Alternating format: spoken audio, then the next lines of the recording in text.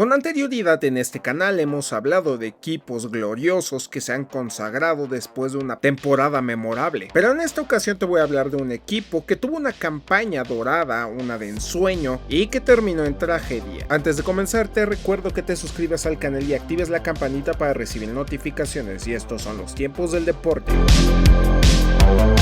El año era 1998 y el equipo al que me refiero son los Minnesota Vikings, y durante toda la década de los 90 este equipo lograba llegar a playoffs, pero nunca pasaba más allá del juego divisional. En total sumaba 5 derrotas y una victoria en la postemporada. El head coach a cargo era Dennis Green, quien había tomado el rol desde el 92, y la afición parecía estar cansada de Green y su falta de victorias en la postemporada. El conjunto de los Vikings estaba conformado en aquel 98 por el quarterback Brad Johnson, el corredor Robert Smith, el veterano receptor Chris Carter, el pateador Gary Anderson y el liniero defensivo John Randle, por mencionar algunos de los titulares. Sin embargo, en la banca, como suplente de Johnson, estaba el veterano Randall Cunningham. Cunningham había sido un destacado quarterback durante la década de los 80 y 90, jugando para los Philadelphia Eagles, en donde incluso había compartido vestidor con Chris Carter. Después del 95, Cunningham se retiró, pero en el 97 Green lo reclutó para los Vikings, pero la atención mediática de este equipo no empezó en la temporada regular, sino desde el draft, y es que de esa edición salieron varios personajes que se consagrarían en lo alto de la NFL, como Peyton Manning, primer pick general y elegido por los Colts de Indianapolis, o el cornerback Charles Woodson, pick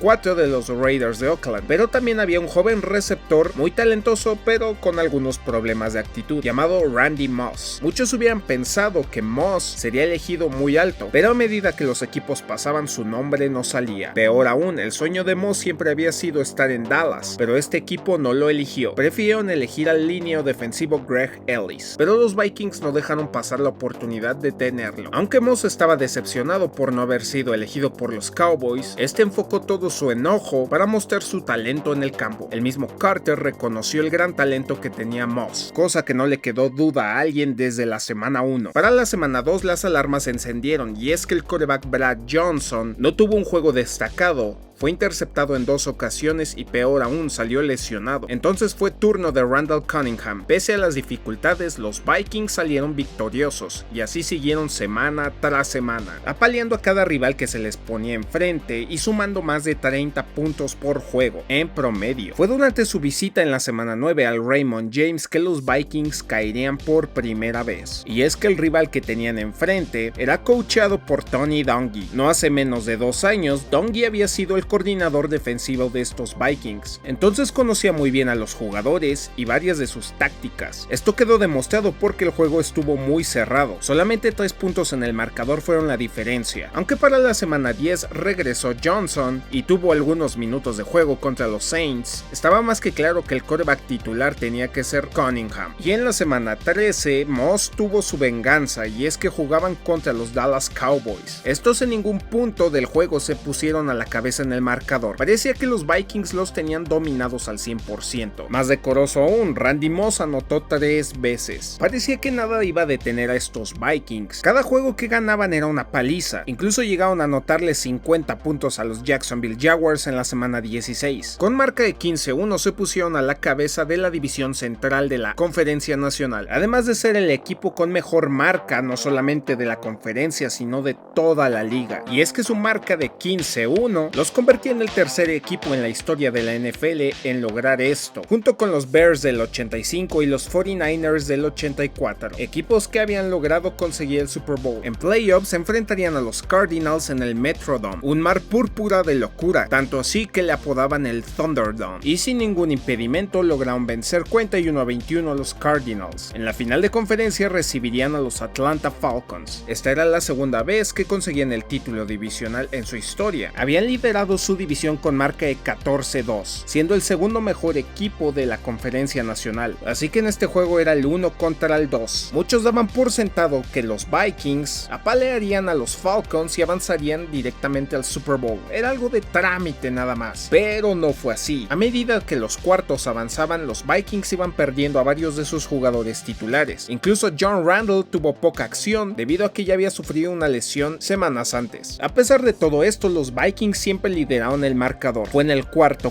cuando los Falcons empezaron a regresar. Con 2 minutos y 11 segundos por jugar, era el turno de Anderson de sentenciar el juego, poner a los Vikings con 10 puntos de ventaja. El intento iba a ser de 38 yardas y no había que preocuparse por condiciones climatológicas, ya que el Metrodome era techado. Anderson era uno de los pateadores más confiables de la NFL, no había fallado un gol de campo en casi 2 años, 59 aciertos en 59 intentos, pero este lo falló. Era turno de los Falcons a la ofensiva, lo cual hicieron de manera excepcional y finalizó con una anotación de Chris Chandler a Terrance Mathis. Con todavía un poco más de 40 segundos por jugar, los Vikings tenían la oportunidad de romper el empate. Aquí vino una decisión muy criticable hasta nuestros días, y es que en tercer down y con 30 segundos por jugar, el coach Green decide hincarse. En lugar de arriesgarse a sacar la jugada, el juego ahora tendría que decidirse en overtime. Aquí el juego no se decidía para ninguno de los dos. Fue hasta casi el final que llegó la oportunidad de los Falcons de ganar, cuando su pateador Morten Andersen acertó un gol de campo de 38 yardas, misma distancia en la que falló Anderson, y le dio el triunfo a los Falcons. Cabe recalcar que Andersen es el único jugador de esta generación de los Falcons que está en el Salón de la Fama. El antes ruidoso Thunderdome quedó en silencio. A pesar de todas las marcas que lograron los Vikings, se quedaron con las manos vacías. Pero qué tan grandiosos eran estos Vikings. Cunningham había finalizado como uno de los mejores pasadores en la campaña y el mejor en promedio. Randy Moss fue premiado como jugador novato del año con 1313 yardas, además de un récord que se mantiene hasta la fecha de 17 touchdowns de un novato. Además de que los Vikings se colocaban como el equipo con más puntos anotados en la historia de la NFL hasta en ese entonces, con 556, superando a los Redskins del 83. Ese récord se mantuvo hasta que los Patriots del 2007 lo rompieron, donde irónicamente llegó a jugar Randy Moss. Los Vikings del 98 pasaban a la historia como una de las grandes decepciones de la NFL, comparable con la de los Colts del 68, y personalmente yo aquí siento que la derrota fue más dolorosa por el rival, ya que normalmente cuando se escuchan historias de equipos con temporadas de ensueño que finalizaron con derrota, normalmente son contra equipos como los 49ers de Montana, los Packers de Lombardi, los Patriots de Belichick y Brady, los Cowboys de los 90 o los Broncos de Elway, sino contra unos Falcons menos glamorosos y con jugadores no tan memorables, pero que al final del día